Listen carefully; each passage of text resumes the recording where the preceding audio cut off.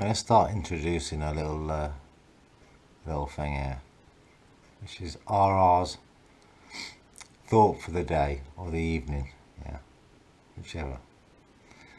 And today's one is, yeah, I've seen loads of shows and that saying, oh, hybrid theory isn't proven, you know, and all this. I'll tell you what is proven. Inbreeding is proven to create DNA defects. Yeah. And hybrid vigour is proven theory. Because the entire, look in your garden, nearly every plant in your garden, if it's not a wild plant, has been genetically bred and selectively bred and crossbred and hybridized to either be more vigorous, more yield, bigger blooms, heavier yields, more disease resistant, etc. And that goes for all the food crops, vegetable crops, fruit crops that you eat. All these people produce because they all want to produce the most they can in the smallest amount of space in the quickest time. That's how you get your hydroponics and all that, and your hybrids and everything doing that. Yeah? This is how they produce cheap fruit juices and all that. This is how they produce all the dogs, by hybridizing it. All the pedigree dogs are hybrids, really.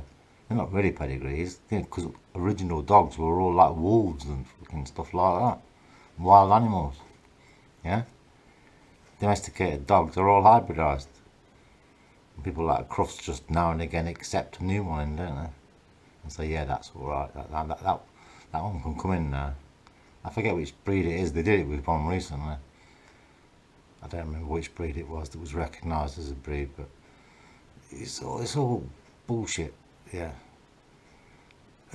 You can look at, talking about dogs, mongrels. Yeah, mongrel dogs. You know, crossbred dogs. They live longer. Yeah, and they're healthier, aren't they? Than the pedigree ones.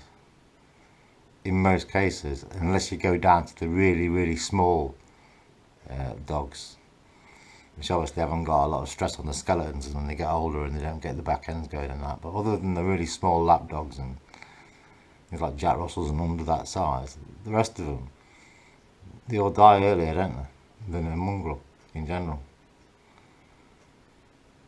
And that's my point.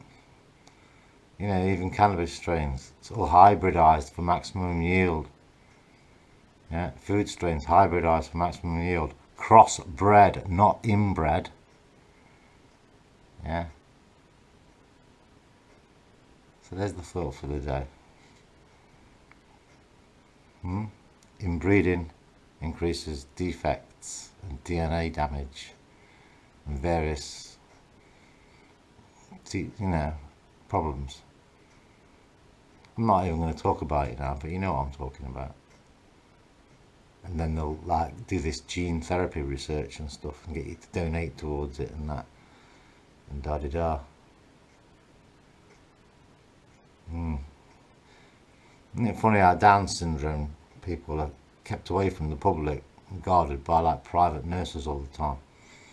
You know, you didn't get to speak to them very often unless you're from, yeah, the rich families that they tend to actually come from most of the time. So there's my thought for the evening. In a bit. Peace.